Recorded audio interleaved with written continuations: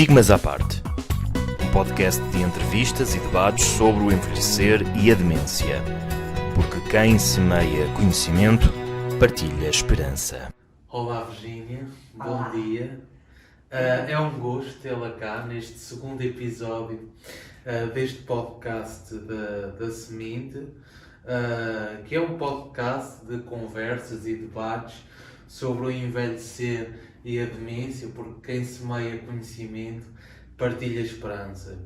Então, a Virgínia, obrigado por ter aceito o nosso convite para vir e participar neste segundo episódio.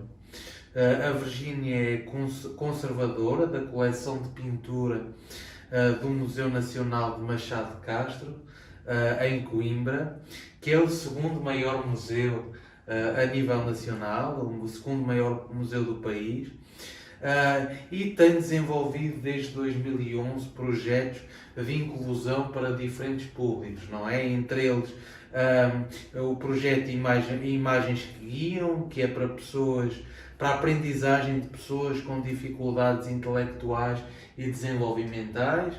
Depois teve o projeto muito interessante Os Avós no Museu, para adultos, idosos e crianças dos 3 aos 8 anos. E por fim, o grande projeto Eu no Museu, que é um programa premiado e reconhecido inclusivamente como uma boa prática pela Comissão dos Direitos Humanos da União Europeia, e que é fruto de uma parceria entre o Museu Nacional de Machado de Castro e a Associação Alzheimer Portugal. E pedia para começarmos aqui o nosso diálogo, a nossa conversa, que falasse um bocadinho sobre este projeto, não é? Olá, Leonardo. É um prazer muito grande estar aqui. Obrigado. Muito obrigada por me chamar em nome de uma equipa vasta de quase 50 pessoas, neste caso. Muito olá para todos. Espero que sirva de alguma coisa aquilo de que vamos falar. Servirá, com certeza. Então, relativamente ao Eu no Museu, este programa, que já está replicado neste momento desde 2018 em Viseu, em 2 museus e numa só equipa desses 2 museus, com alguns voluntários também, que vai ser replicado este ano, em 2022, nos 7 museus de Leiria, os 7 núcleos do Museu Municipal de Leiria, a pedido da equipa de Leiria, e que esperamos poder fazer guia de orientação para outros museus o poderem usar e que se adapta, também posso dizer que se adapta às realidades locais, porque elas não são as mesmas. Quando estamos a falar de um programa específico, ele tem que também contar quando se replica no seu território, no território onde se vai ser replicado. Mas isso podemos falar mais tarde. O Eu no Museu nasce de um pedido, e um pedido muito interessante, porque foi um pedido de uma cuidadora informal que ligou em meados de 2011 para o Museu Machado de Castro, a dizer que uma senhora que cuidava, portanto, que era cuidadora formal do marido, que também acabou por nos ligar quase simultaneamente, portanto, ambas contataram o museu. Essa senhora cuidadora formal, portanto, uma pessoa credenciada para, na área da gerontologia, Sim. para cuidar deste senhor, uma profissional, tinha ouvido falar num congresso, num projeto muito interessante que era desenvolvido nos Estados Unidos, mais propriamente no MoMA, no Museu de Arte Moderna de Nova Iorque, com pessoas com demência. E que era interessante replicá-lo porque se notava, a pessoa que cá tinha vindo falar e tinha sido na Gulbenkian, tinha provado que o bem-estar social com pessoas que tinham ido àquele programa e através das obras de arte se tinham manifestado, tinham comunicado e abordado as obras de arte, desenvolviam um maior poder posterior de comunicação e de inserção social. Era isto que elas diziam e que no dia a dia estavam mais aptas para também comunicar com a família. Ora, o MoMA, graças a Deus, e isto é Nova Iorque, no seu melhor, já tinha disponibilizado, porque aquele projeto, o Meet Me, tinha decorrido entre 2007 e depois durou até 2014, e eles agora estão a espalhar por vários museus dos diferentes estados dos Estados Unidos o projeto. Mas eles já tinham um elenco enorme de filmes, de guidelines, etc., para se perceber o que é que faziam. E, na altura, nós convocámos a Alzheimer Portugal e foi a 21 de setembro de 2011 que se fez o protocolo Chapéu para esta parceria, que agora já tem mais parceiros, já tem inúmeros parceiros.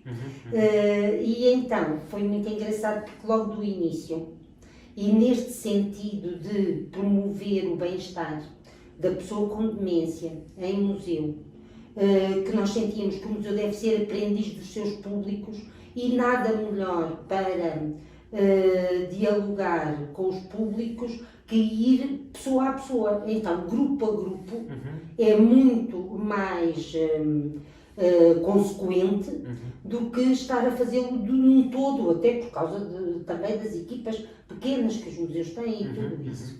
E então, nessa altura, abrimos este programa, olhando para o MoMA e percebendo logo uma coisa, que é às vezes o que nós não estamos atentos para entender, é que as realidades dos outros não são as nossas. Sem dúvida. E quando começámos a ver os vídeos e a perceber o que se passava em Nova Iorque, eu rapidamente me apercebi que tínhamos limusinas a estacionar com pessoas com demência à porta do MoMA.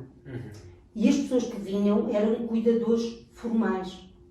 Portanto, eram pessoas da área da saúde que eram pagas para estar com aquela pessoa, que estariam com ela todo o dia e a acompanhavam. Portanto, não era um familiar direto, como nós temos em Portugal. Repare que isto, Leonardo, era em 2011. E uma realidade, portanto, muito diferente da nossa. Não tinha nada a ver, nada. Como é que nós íamos replicar um projeto que ainda hoje as pessoas que não estão tão a par pensam que nós o replicamos? Como é que íamos fazer isto se a realidade portuguesa era esta? Não havia apoios, não havia sequer a consciência de que neste envelhecimento progressivo, nesta inversão da pirâmide demográfica, nós tínhamos pessoas, e muitos milhares de pessoas, e essas são as diagnosticadas, porque agora falta o resto que ainda não está nas estatísticas, não é?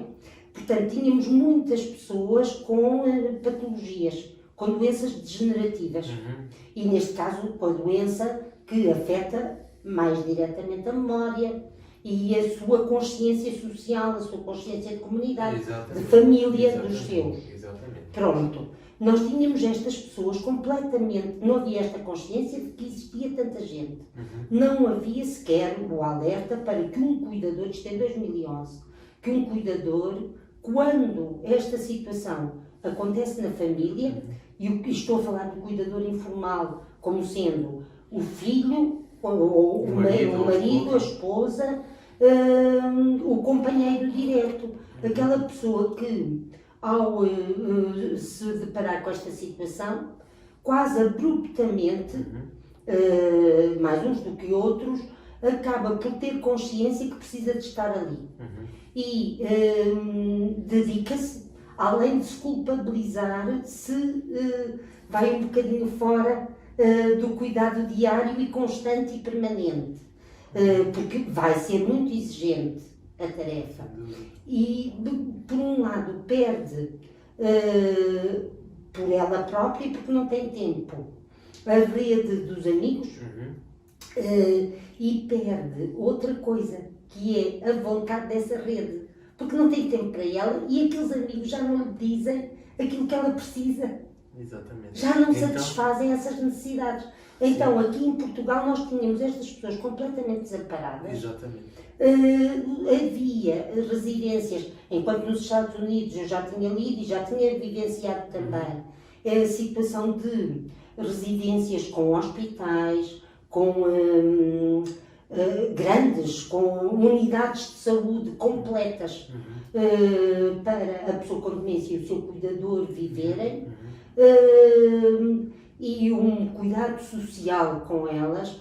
Nós, em Portugal, nada disto existia. Estamos a falar há quantos anos de cuidador informal, Leonardo? Há muito pouco. 5 no máximo, Há se muito for. pouco tempo, não é? E Pronto. esta sobrecarga do cuidador é algo que nos acompanha há muito tempo, não é? Mas não é falado, não é Não. explorado. E é interessante a Virgínia ter tocado nesse mesmo ponto, que é a diferença de realidades, a diferença de respostas que existem em quase dois mundos distintos, não é? Em que um está muito preparado já há 10, 11 anos para trabalhar e lidar com estas pessoas, e nessa mesma altura em Portugal quase não se falava sobre isto, não é? Não. Ainda hoje há o tabu da demência, ainda hoje é difícil abordar esta temática, não é? O estigma. O estigma, E o exatamente. estigma que quase funciona como um chip na família, na própria família. Nós Exatamente. temos vivenciado isso também na procura do próprio programa. Exatamente. A família esconde, a família tem vergonha, a família tem mesmo uma vergonha social enorme que se saiba que aquela pessoa que teve um desempenho, às vezes um desempenho até académico, fora do comum, tenha apagado as suas memórias e esteja reconhecível nos desempenhos cognitivos, sociais e até nos básicos, mesmo a nível das atividades da vida Vida diária também. Muito bem. Mas, ó Leonardo, e esta realidade da falta de residências, da falta de apoio, nós tínhamos, em 2014, salvo erro, nasceu a Casa do Alecrim de Alzheimer de Portugal. Portanto, veja, nós tivemos 3 anos a perceber que noutros países, e nomeadamente neste exemplo de Nova Iorque, que era paradigmático, se desenvolviam políticas culturais, inclusive, para apoio a estas pessoas e que já estava mais do que percebido que a arte, a cultura, ajudava a despoltar situações de comunicação mais fácil, quer entre o cuidador e a pessoa com demência, quer no seio familiar e também na inclusão social e emocional do cuidador, Exatamente. que é a pessoa que não tem doença nenhuma. Ela não tem doença nenhuma e fica excluída e auto-excluída. E então é nessa perspectiva que logo desde o início, e graças à mulher que começou do lado de Alzheimer, este programa comigo, e com o Carlos Santos, porque dividimos logo 2 grupos que iam atuar em simultâneo e separados, em sessões mensais. Da parte da Alzheimer foi a Inês Costa, a psicóloga que nos acompanhou até 2013, que disse de imediato: é mais fácil juntar do que separar. Portanto, vamos separar já desde o início, vamos cuidar dos cuidadores. E nós aceitámos o repto em boa hora, porque neste momento, 10 anos depois, e nós começámos a 9 de novembro de 2011, 10 anos depois, nós, 10 não, porque nós fomos para confinamento e resolvemos fazer online, depois as sessões desde março de 2020 até hoje, tentámos já fazer 1 ou 2 vezes presenciais, mas como sabe, com a pandemia tem sido difícil. Mas até março de 2020 nós tínhamos no grupo, que não pode exceder 10 pessoas, no grupo das pessoas com demência, tínhamos 8 pessoas. No grupo dos cuidadores, tínhamos 16 a 18. Isto quer dizer que a abordagem que é feita é muito importante para estes cuidadores. E reflete a necessidade que eles têm de apoio e de acompanhamento, não é? Sim, sim. A nível cultural. E isso também se prende com aquilo que dizíamos há bocadinho os dois, off the record, que era o apoio técnico, o trabalho psicológico, o apoio psicológico ligado ao apoio de técnicos ao nível cultural, potenciam-se ambos. E a pessoa tem uma rede que acaba por ser de desenvolvimento de si própria, mas também depois de passagem para a inclusão social de si e dos seus.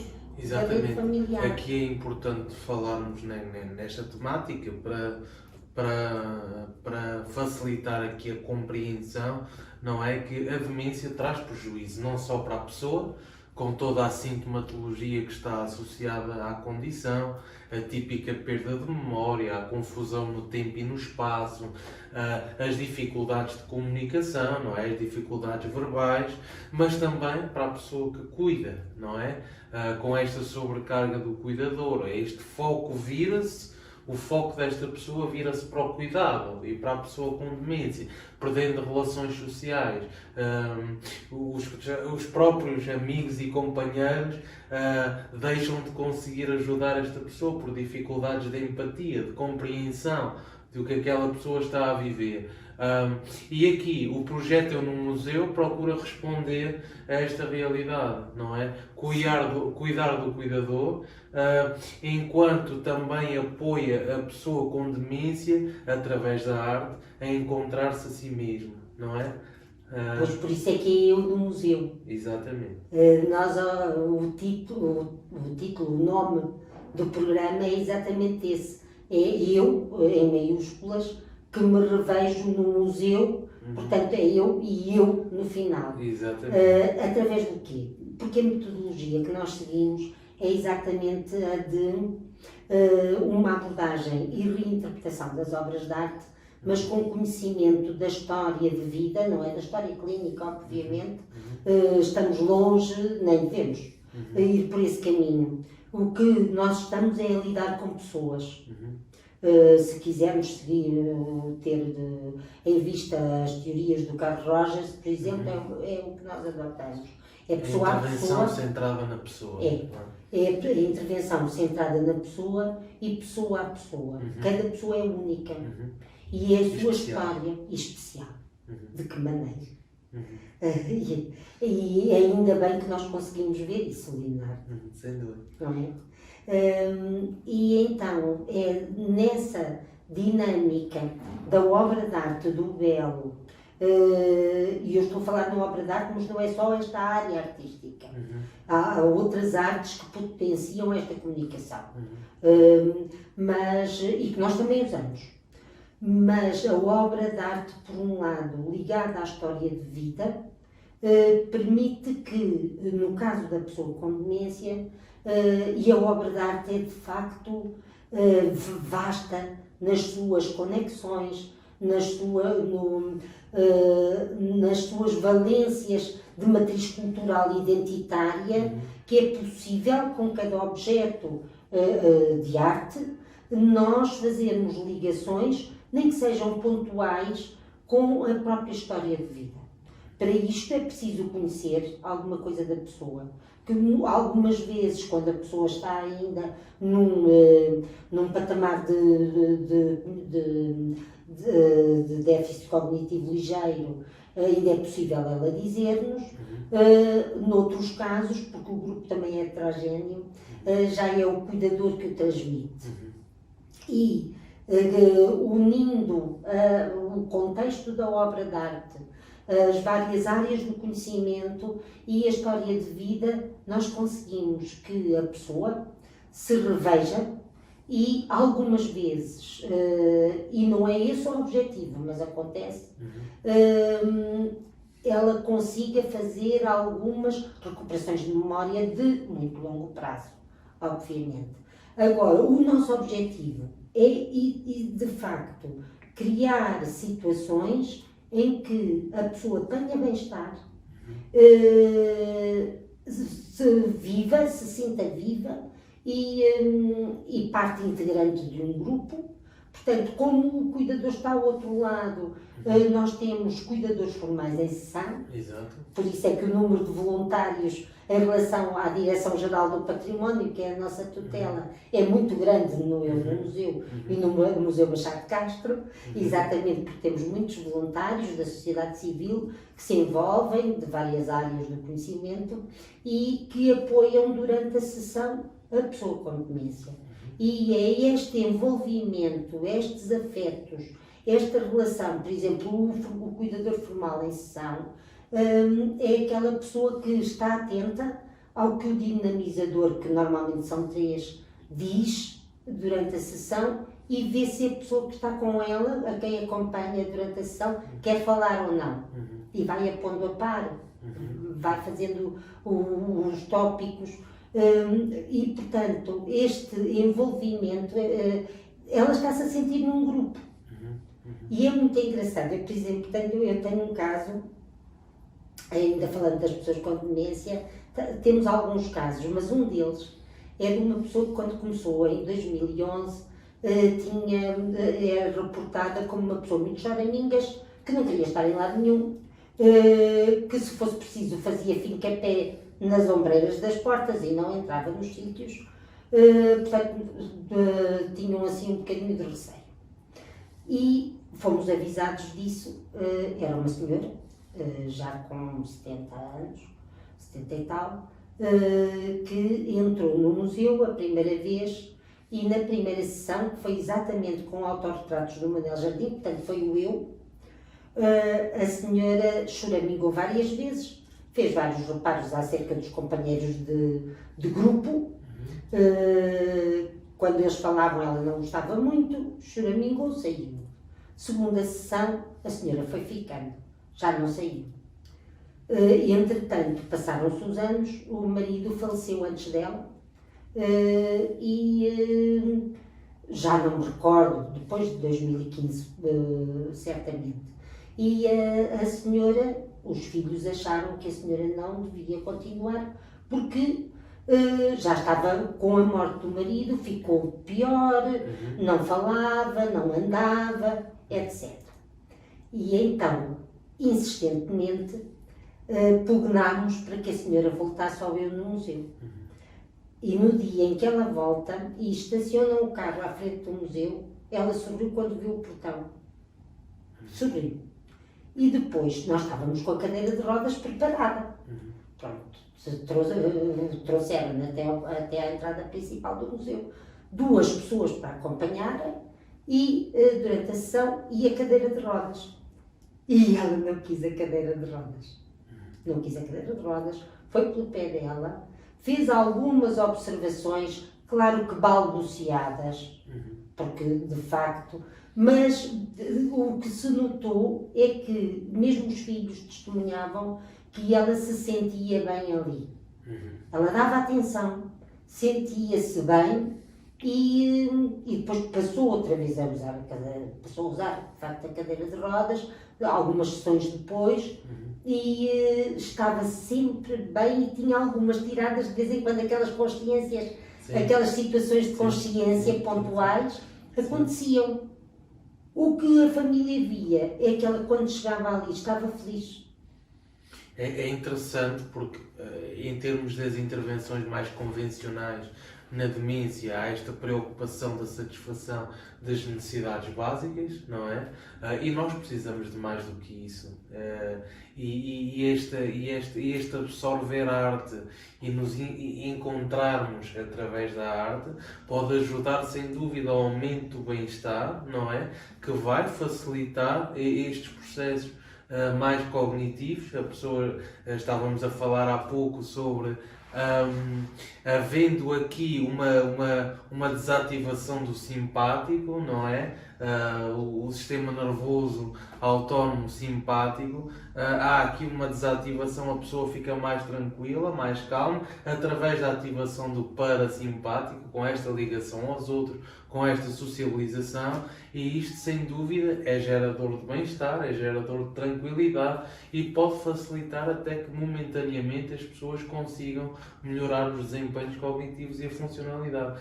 Por isso esta riqueza da arte e da partilha e do ouvir a pessoa e da socialização pode ter aqui um impacto fascinante, não é, Virginia? Tem, certamente. E não é só a obra de arte, é também, dentro das artes, o que nós temos verificado, e que também está mais do que escrito, é que a música ajuda mesmo a potenciar estas situações. E a melhor comunicação e o maior bem-estar. Nós temos desenvolvido desde o início, na medida do possível, porque não há um músico residente no museu. Temos tido muito bons colaboradores que vão o mais que podem apoiar-nos, mas todos nós temos esta consciência. A música, o que nós fazemos é um momento de acolhimento inicial e outro final, isto nas sessões presenciais. E depois, antes das sessões, um momento musical que, quando é possível, que se relacione com o tema da sessão. E o tema da sessão passa sempre pela abordagem da obra de arte e por situações cotidianas até, ou do nosso imaginário cultural, espiritual, etc. Até por efemérides. E então, o que nós percebemos é que nos dias em que a música, a seguir ao acolhimento, em que fazemos a transição do cuidador informal para o cuidador formal em sessão, e depois se separam os dois grupos, que por sua vez o grupo das pessoas, dos cuidadores, também tem dinamizadores, e eu já falo quais, e o que é que fazem também dentro do museu. No caso das pessoas com demência, nós verificamos que a seguir ao acolhimento, havendo música, a predisposição a dar atenção ao que se passa é muito maior. E a intervenção também é mais frequente. Exatamente. Muito frequente. Aqui a música é muito rica porque através da música conseguimos ativar várias áreas do cérebro e é uma das... A música, a terapia pela música é de extrema eficácia na demência, não é? Mesmo em estados mais avançados da doença. Até porque temos também, lá está, o ouvido. Okay. E o ouvido é o último a perder-se, não é? A audição. E isso nota-se muito bem nestas pessoas. Outra das áreas que verificamos que são mais empáticas para a pessoa com demência é a pintura. A pintura, pela bidimensionalidade, por causa das questões que vocês sabem melhor do que eu, os problemas visoperceptivos da doença. Exatamente, há a perda desta capacidade visoperceptiva, visoconstrutiva, e a bidimensionalidade ajuda, não é? Porque não tem esta profundidade. Porque dá os planos e então a pessoa conta, vê as histórias muito mais facilmente. Estão em planos, estão muito limpas. Lá está, ao ver, vê mais limpo o objeto.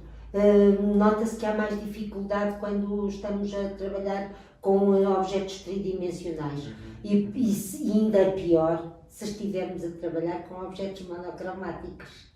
Também. Ainda é mais difícil. As cores ajudam. Portanto, o contraste. Exatamente. Porque o Leonardo sabe melhor do que eu. Um dos problemas, por causa dos comprometimentos visoperceptivos, um dos problemas é a distinção de cor. Exatamente. A pessoa não distingue. E é uma coisa que é engraçado, porque Só ultimamente é que mesmo ao nível dos apoios técnicos se vai educando o cuidador informal a estar desperto para estas Para este tipo de questões. questões, exatamente. Porque ele próprio não sabe como lidar. Uhum. Eu lembro-me uma das vezes de almoçar com um dos participantes e o cuidador estar-lhe a pôr a um lado o arroz num prato branco e a outro lado a carne. Ora, obviamente ele foi para a carne. Já não comia o arroz porque não conseguia Não distinguir, via. não é?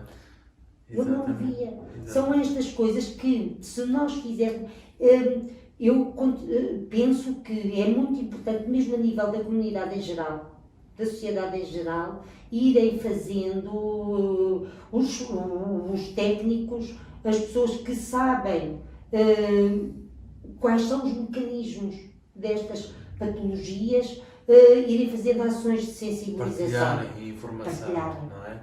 Mas para isso também é preciso o outro passo, que é os cuidadores e as políticas culturais que e não não existem, só, não venham exatamente. dizer que há porque não E as não pessoas que têm esses problemas na família, os cuidadores, neste caso, também procurarem ajuda e procurarem informar-se, não é?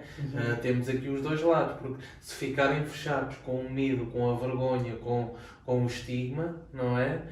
Como é que vão aceder a esta informação? Não é? Mas é muito preocupante essa posição das famílias, sabe, Leonardo? Acredito que um profissional de saúde sente isso.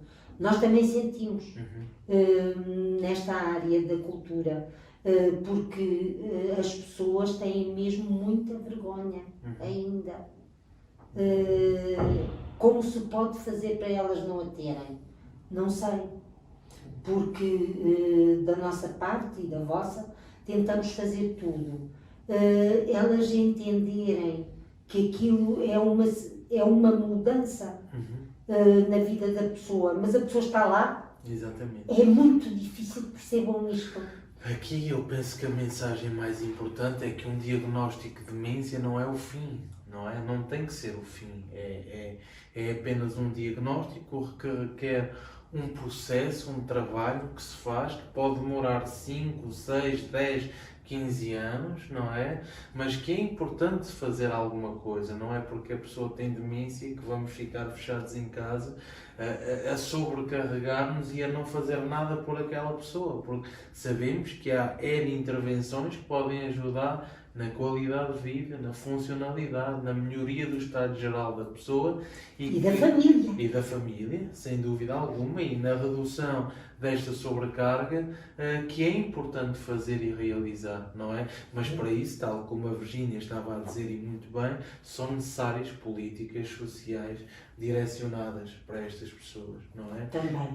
A par de uma partilha cada vez maior de informação do que é a demência, quais são as especificidades desta síndrome, não é? Porque várias doenças podem levar à síndrome demencial, e esta partilha de informação é fundamental, sem dúvida alguma. É fundamental. Eu estou-me a lembrar, por exemplo, um dos testemunhos que eu posso aqui deixar registado é quando, pronto, isto também é um longo caminho, são 10 anos, vão-se criando afetos, compreensão, a rede social, a nova rede social de pares para o cuidador, etc. Ainda não falámos do cuidador nas sessões, mas aqui há uma coisa que eu acho que acontece muitas vezes, o cuidador abordar-nos depois das sessões,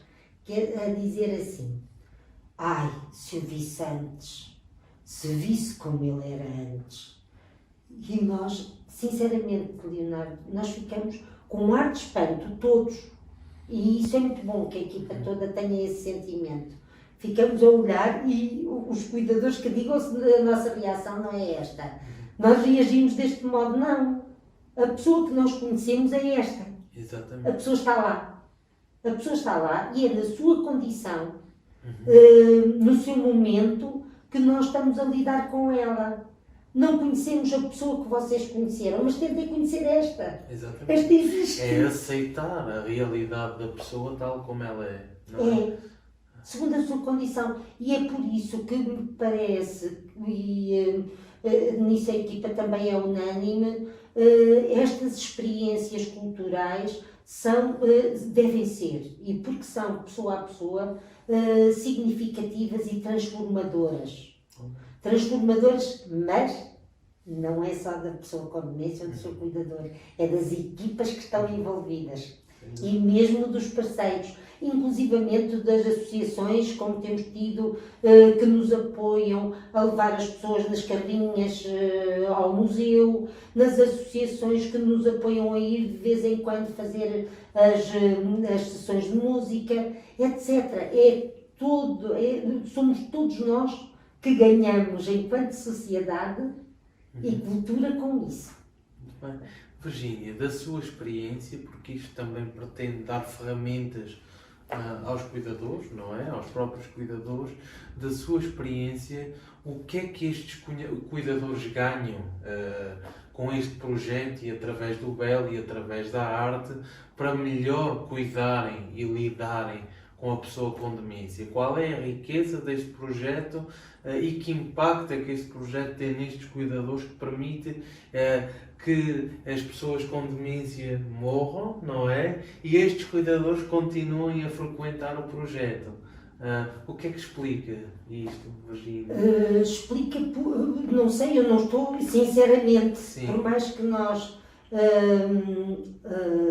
façamos a abordagem pessoa a pessoa, não estamos dentro da própria pessoa. Sim. Mas o que nos é dito pelo cuidador e aquilo que vamos vendo nas reações dos cuidadores, aliás, são os cuidadores que gostariam de ter, em vez de sessões mensais, sessões semanais, e há uma grande, há uma prevalência de cuidadores no programa, como já falei. Os cuidadores deixam de ver, parece-me, do que nos vão dizendo. Há uma frase que é: nós aqui sentimos-nos vivos e úteis. O cuidador deixa de ver o mundo a cinzento ou a preto. Percebe que quando há uma sessão do Eu no Museu, ele tem que se arranjar, e a pessoa com demência também tem que se arranjar. Nem que ele chegue uma hora atrasado. Há de chegar a horas na próxima. Portanto, aprende a relativizar a relação com a sociedade. E depois também cria ali laços, não só de rede de afetos, como de empatia, de compaixão entre pares, de entendimento da situação. E estes são os novos amigos. Eu lembro-me que no dia em que todos demos conta que um dos grupos que acompanhava o Eu no Museu, ou que ia ao Eu no Museu desde o início, um grupo de cuidadores começou a encontrar-se na esplanada do Girassol 1, frequentemente, nós dissemos: pronto, já temos Eu no Museu. É isto, porque estão dentro a fazer o que eu já vou dizer, mas fora relacionam-se. E relacionam-se nas coisas mais básicas do dia-a-dia. É como é que se põe a comida no prato, para a pessoa ver. Qual é o problema de uma porta que não tem maçaneta, que a pessoa não identifica aquilo como uma porta, vê uma parede. Exato. É esta mesma riqueza dos grupos, de partilha de informação, partilha de sabedoria sobre a condição e aprendizagens de estratégias que funcionam com os outros e que podem funcionar com elas mesmas. Sim, não é? sim, portanto eles vão se relacionando e entendendo que o outro também está na mesma situação e partilhando experiências. Por outro lado, que não estão sozinhas, não é? Que não estão sozinhos. E que não estão sozinhos não só entre pares, outras pessoas que são cuidadoras, como dentro da sociedade. Exatamente. Há ali um grupo de voluntários da sociedade civil que está com eles e que começa também, naturalmente, a ouvi-los quando chegam, naquele momento, aquela meia hora antes, agora já não é meia hora antes, porque nós estamos nas sessões presenciais, Exato. mas posso testemunhar que mesmo os cuidadores formais em sessão têm frequentemente contacto neste tempo de pandemia e ainda mais agora com as pessoas fora das sessões e fora do museu. São contactados, nós estamos todos a par. O Eu no Museu também tem 2 elementos que são fabulosos, são as formiguinhas da casa, que vão contactando com os cuidadores pelo menos uma vez por mês, não só para lhes falar dos temas e do que é que se escolheu ou do que é que eles querem que se trate nas sessões, porque nestes últimos 3 anos têm sido eles a fazer a encomenda dos temas, mas também para saber se estão bem, se a pessoa a pessoa com demência que estava doente está melhor, para terem estes momentos de diálogo e de desabafo. São os desabafos. É o contarmos com alguém que nos ouça. É esta descarga emocional tão importante, não é? Sim. São estes laços que se vão criando. Nas sessões propriamente ditas, o cuidador tem a tal aprendizagem, para além destas questões já tratadas, tem a aprendizagem em idade adulta. E que, como é um grupo multidisciplinar, permite o quê? Que a pessoa, e lá está as potencialidades das obras de arte, permite que a pessoa crie sempre, veja um ponto onde faz sentido para si. E se envolva, aprenda mais e muitas vezes em casa também queira desenvolver, aprofundar o conhecimento. É muito interessante, porque algumas das vezes eles vêm na sessão seguinte dizer: eu sobre isto nunca tinha pensado. Até era um tema que eu dominava, mas nunca tinha pensado. Olha, fui ler. Já li este livro, já li aquele assunto, já perguntei a este, perguntei àquele, e todos se enriquecem. É como se ganhassem aqui um sentido de vida para além da própria doença, não é?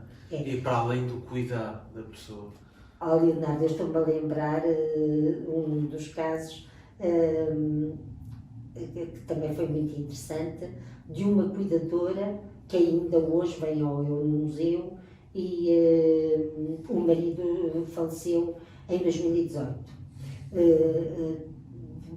E eles vinham de cerca de 70 ou mais quilómetros de Coimbra, todas as sessões, assistir às sessões do Eu no Museu. No caso dela, quando nós em 2016 comemorámos o Eu no Museu, o dia da doença de Alzheimer, a 21 de setembro, fizemos a primeira vez a exposição Desenhar o Tempo, sobre o teste do desenho de relógio, que vamos repetir este ano, dia 17 de maio. Vamos repeti-la, já remodelada.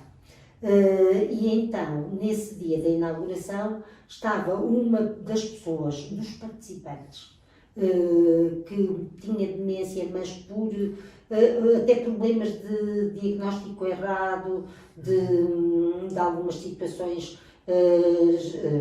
genéticas, e estava demenciada, diagnosticada há pouco tempo, e que é um poeta.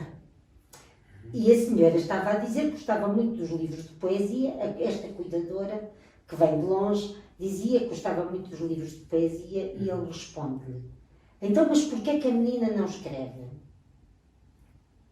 E ela ficou a pensar naquilo. E o que é interessante é que essa mulher, cuidadora informal, naquele dia decidiu escrever um poema sobre o teste do relógio. A produtora da ESEC TV, que fez a reportagem sobre a exposição, percebeu que ela tinha feito um poema e introduziu no final do filme. Até hoje, não sei quantas vezes por ano, nós temos poemas desta mulher que nos encantam a todos. Está a haver uma nova capacidade que esta mulher criou pelo contacto, pelo sentir-se bem e por a outra pessoa lhe dizer: então porquê é que não faz? Ela, se estivesse em casa a cuidar do marido, não teria esta pessoa. com demência a dizer, então porquê é que não faz? Porquê é que a menina não faz? E O que criou-lhe um despertou, novo caminho. Exatamente. É. Muito bem. Estava a dizer então, para já não termos muito tempo, que há uma equipa por trás e uma equipa que é muito importante nestas sessões, que é composta pelos dinamizadores e pelos voluntários, não é? Que ficam uma parte com as pessoas com demência e outros com os seus cuidadores. Como é que isto se processa? Processa-se do seguinte modo, os voluntários, alguns deles são dinamizadores também, os dinamizadores são 7, portanto 3 para o lado para o grupo das pessoas com demência e 4 no grupo dos cuidadores. No grupo das pessoas com demência que estão os voluntários que fazem o papel de cuidador formal em sessão. No grupo dos cuidadores só estão os dinamizadores, entre eles tivemos vários dinamizadores no grupo dos cuidadores. Tem que haver sempre um historiador de arte, que é voluntário há 6 anos, já vai fazer 7 no museu, e como dinamizador, que é o Raul Mendes. Eu vou pedir desculpa se não me lembro de todos os nomes, eles que me perdoem. O Carlos Santos é o meu companheiro que desde o início esteve a fundar o grupo dos cuidadores com a Inês Costa, a psicóloga que eu referi há pouco. E depois temos ainda nesse grupo um dinamizador que trabalha as dinâmicas de grupo e as dinâmicas ao nível social ou psicoterapêutico, dinâmicas pequenas de respiração, etc. Tivemos uma certa altura uma colega brasileira que estava a fazer pós-doutoramento e nos apoiou aí, a Raquel Siqueira, lá está, eu posso me esquecer de algum. Tivemos a Mafalda Vergueiro a seguir à Raquel Siqueira num workshop dado por ela. A Mafalda foi ocupar esse lugar com biodança e agora que a Mafalda já seguiu o seu caminho, temos como nestas dinâmicas a fabulosa doutora Margarida Pedroso de Lima, a quem de facto agradeço a todos, mas uma mulher tão ocupada a poder também apoiar-nos a este nível, portanto, como vê, é muita gente e gente empenhada, mesmo que muito ocupada, e alguns a persistirem enquanto voluntários anos a fio. No lado das pessoas com demência, que nós chamamos participantes, nós nunca falamos em doença no museu. Nem deixamos falar. Nunca. São pessoas, independentemente da condição. É a questão. É que é essa a questão. São pessoas.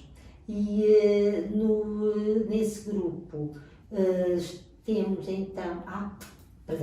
No dos cuidadores ainda temos uma pessoa ou do Museu da Ciência ou do Jardim Botânico, também para essas coleções. Portanto, nós tentamos sempre que haja coleções do Museu Machado de Castro em diálogo com as do outro museu que colabora connosco, o da Ciência ou o Jardim Botânico. E é nessa perspectiva, no grupo dos cuidadores, da aprendizagem em idade adulta, pela obra de arte e pelos contextos, pelos territórios, etc. Nós temos tido, por exemplo, colaboradores da área da geologia, da área da imagiologia, da física. Que dá alguma riqueza ao projeto, não é? Mas dá riqueza também ao que aprendemos. Às vezes tínhamos vontade de estar também no outro grupo e eles também no nosso. No grupo dos participantes, pronto, as metodologias já falei, o que nós somos 3 normalmente, e com a abordagem pela obra de arte. Depois, neste momento já tivemos um ator e alguns contributos também de outras áreas do conhecimento. Temos da música, pontualmente, mas independentemente disso, desde 2015 temos contado com o Sr. José Craveiro, o nosso contador de histórias, que eu soube um dia destes, que já está a ser chamado para projetos de inclusão de outra ordem, por gente que tem trabalhado em inclusão em museus, por pessoas até muito reputadas, portanto fico muito feliz. O Sr. José Craveiro tem feito essa complementaridade com o conhecimento que a obra de arte permite, contando histórias. E é muito interessante, porque mesmo que a pessoa não entenda tudo o que ali é dito, há momentos em que percebe, porque tem lá... Repare uma coisa, Leonardo, o que acontece aqui é que nós estamos a lidar com pessoas que estão, que apagaram as suas memórias, mas elas têm uma aprendizagem, elas têm uma vida toda por trás. Tem uma história de vida. E uma história de vida. Não, e aprenderam. O que nós estamos a fazer é dar bem-estar e permitir que em alguns momentos seja recuperada. Mas elas tiveram vida antes. Portanto, se este homem conta histórias que são da oralidade da nossa cultura, é natural que em algumas das histórias venham até gestos que lhes são familiares e que eles conhecem, não é? E depois, finalmente, também temos um colega do Museu da Ciência, que é sempre aquele momento em que se diverge do que é comum e que se remata a sessão. Muito bem. Aqui, para fazer uma ligação ao episódio 1, a arte pretende funcionar como um alimento, quer para as pessoas com demência, quer para os cuidadores, algo que podem absorver para terem maior bem-estar, uma melhor relação, uma melhor comunicação e para se transformarem, não é? E por falar nisso, Sim. se me dá licença, eu gosto muito desta frase, se me permite, para rematar. O diretor da Pinacoteca de Milão, o James Bradburn, tem uma frase que faz muito sentido para mim. As pessoas que vêm aos museus, os públicos dos museus, precisam de ser transformadas, precisam de sentir emoção. E é com essa emoção que eu agradeço estar aqui e que espero ter contribuído para os vossos diálogos, para o vosso conhecimento e para o meu, que foi muito enriquecedor. Obrigado, Virgínia, e que esta semente floresça em todos vós com conhecimento e para mais facilmente lidarmos e cuidarmos destas pessoas, não é? Obrigado, Virgínia. Muito obrigada. Fiquem bem.